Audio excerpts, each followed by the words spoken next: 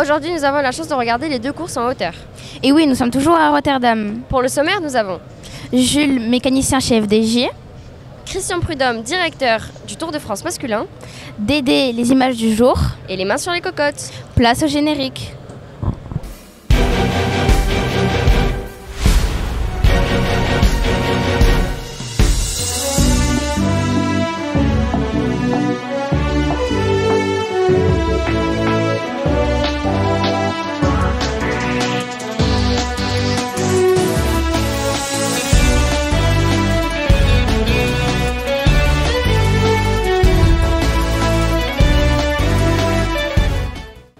Ah Olivia, c'est ça les vélos du contre-la-montre? Mais non, les vélos du contre-la-montre, ils ont des roues lenticulaires et des roues à bâton. En plus, ils sont super légers. Ah mais tu t'y connais beaucoup en fait. Mais bien sûr, j'ai interviewé le mécano. On le retrouve tout de suite. Bonjour. Bonjour, Pouvez-vous vous présenter? je suis Lucas, mécanicien de l'équipe FDJ Suez. Aujourd'hui, on est sur le contre-la-montre. Quelles sont les particularités du vélo pour ce type d'étape? Alors c'est un vélo qui est beaucoup plus aérodynamique, avec des roues spéciales pour le contre-la-montre, donc une roue à bâton à l'avant, une roue pleine à l'arrière. Ça permet d'avoir plus d'inertie et donc plus de vitesse sur le parcours. Et lorsqu'on passe sur des étapes de montagne, les vélos ont-ils une particularité qui leur sont propres? Alors donc du coup, quand c'est les étapes de montagne, on a notre vélo de route traditionnel. Seulement, on met des roues un petit peu plus légères et on essaie d'alléger au maximum le vélo. Donc choisir des composants qui permettent d'alléger le vélo. Oui. Y a-t-il des filles qui ont des préférences au niveau des vélos? Si oui, lesquelles? En fait, on a des spécialistes du contre-la-montre comme Grace Brown ou Lusa de Grest. Et après, donc elles qui aiment vraiment leur vélo de contre-la-montre. Et après, les grimpeuses comme Evita ou Cécilie qui, elles, préfèrent vraiment leur vélo de route. Est-ce qu'il y a des filles qui ont des demandes particulières? Non, en général, quand leur vélo est réglé au début de saison, après on bouge plus, donc elles n'ont pas de demande spéciale après. Peux-tu nous parler des roues et y a-t-il des roues spécifiques pour chaque terrain? Donc oui, comme on l'a dit tout à l'heure, donc il y a les roues de contre-la-montre, donc roues à bâton, roues lenticulaires à l'arrière. On a des roues pour la montagne qui ont un profil plus petit, donc plus légère. Et après, on a des roues qu'on avait l'étape d'hier ou ce matin, profil intermédiaire. Et donc, ça permet d'avoir plus d'inertie et de rouler plus vite sur le plat. Merci, au revoir. Merci, au revoir. Merci beaucoup Monsieur Prudhomme. Grâce à vous, on peut aller au Tour de France et beaucoup voyager. On a pu visiter plein de pays et d'endroits fascinants comme la route des Moulins. On le retrouve tout de suite avec Salomé.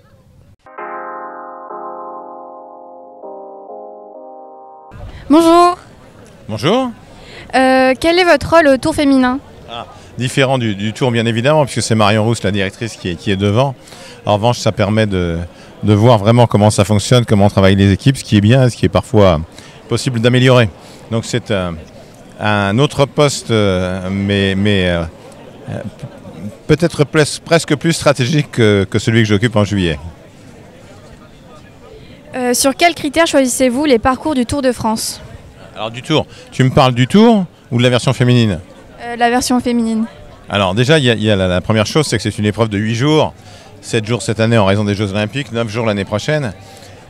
Mais on sait qu'en France, nos massifs montagneux sont au sud ou à l'est. Donc en fonction du lieu du grand départ, il y a une sorte de route qui arrive.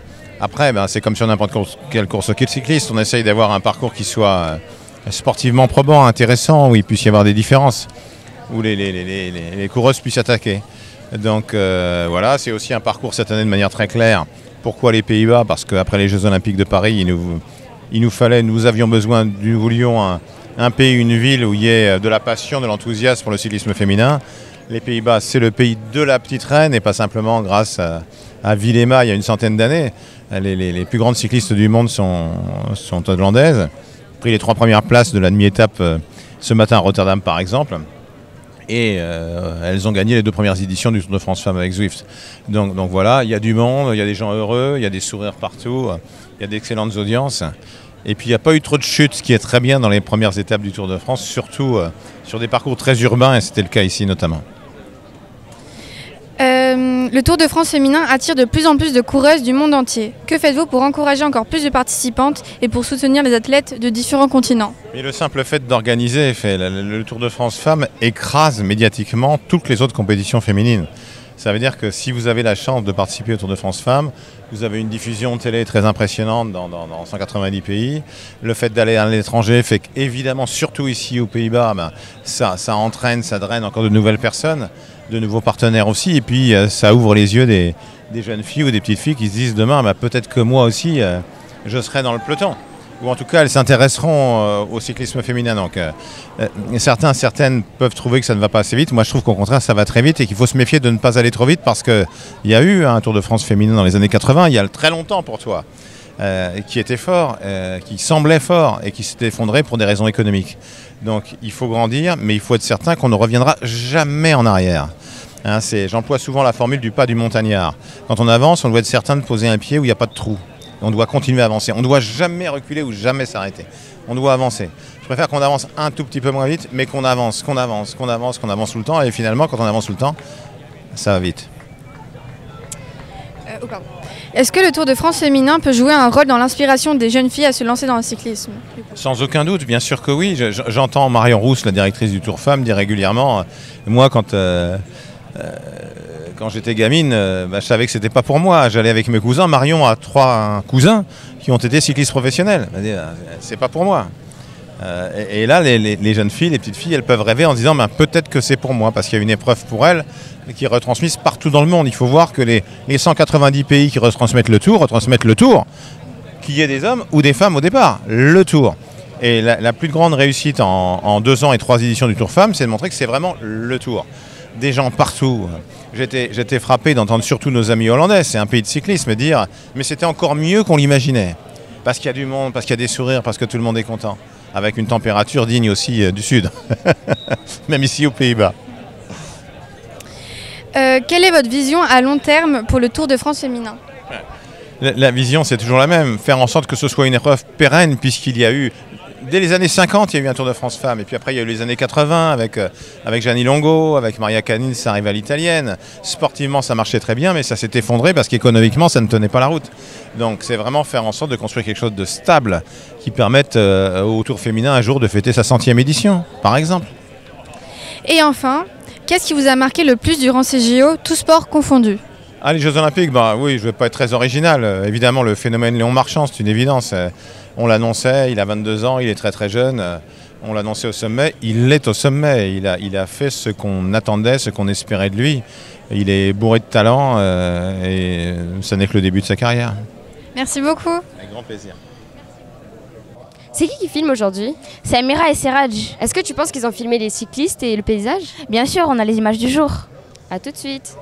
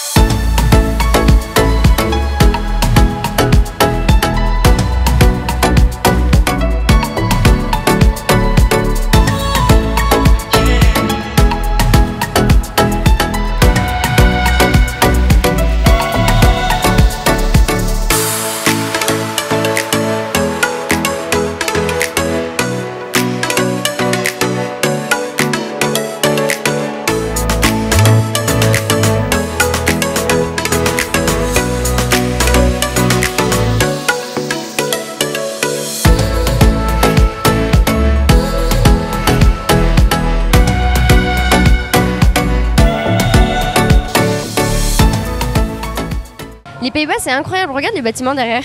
Il y a les moulins et les tulipes aussi. Oui, c'est vrai. C'est pas ce que Dédé nous a expliqué ce matin?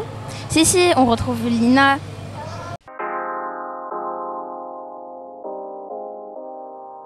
Aujourd'hui, nous avons passé un lieu atypique sur la route des des moulins en 30 ans de Tour. Quelle merveilleuse as-tu découvert grâce au Tour de France? Alors, c'est vrai qu'en beaucoup de Tours de France que j'ai pu faire, j'ai eu l'occasion de voir des lieux vraiment très atypiques, très sympas. Alors évidemment ici, Pays-Bas, on a les moulins, on en trouve assez souvent. Il y en avait hier sur la route.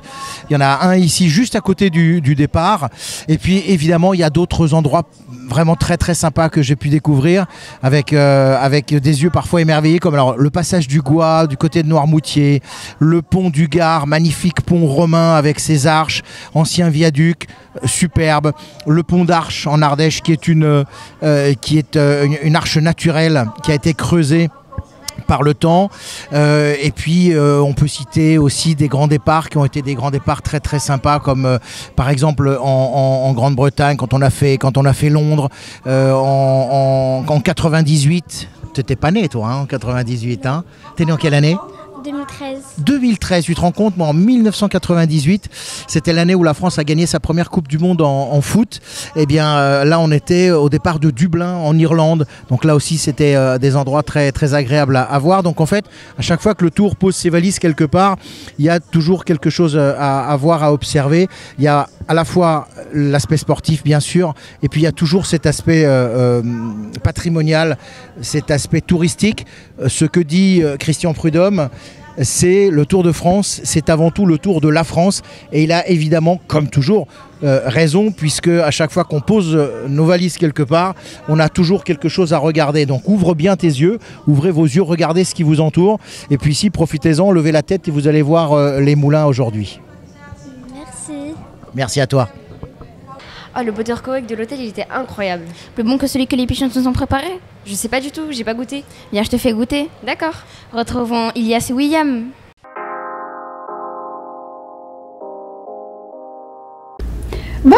Bonjour, t'as prévu quoi pour la recette d'aujourd'hui? J'ai choisi une recette à base de beurre et qui est très réputée aux Pays-Bas. C'est le buttercock. Ah, butter comme beurre, on comprend vite le nom de ce dessert. Et oui, alors on commence? On y va. Le buttercock est un dessert d'origine néerlandaise. Sa particularité est son goût bien beurré et les jolis striés qui recouvrent sa surface. Il en existe évidemment de nombreuses sortes, même si la version nature est légèrement vanillée. Dans un mixeur, on mélange le beurre en pommade et le sucre. On veut un mélange bien mousseux. Après ça, on rajoute l'œuf et une pincée de sel. Vous pouvez aussi rajouter une goutte, dépendant, c'est propre à chacun. On tamise la farine pour éviter les craquements. On rajoute ça dans le bol petit à petit.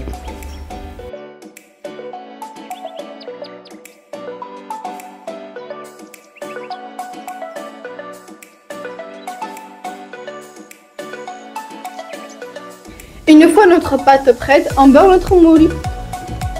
On verse notre préparation et on étale.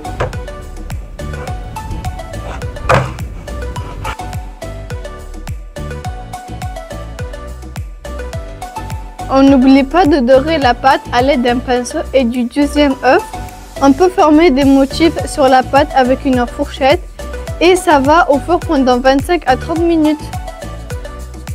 Alors ce gâteau hollandais est plutôt réussi. Jamais plus que réussi. On goûte? Moi le premier. On verra ça après. On vous donne rendez-vous demain. Oui, t'as côté de la Belgique. Au revoir. Au revoir.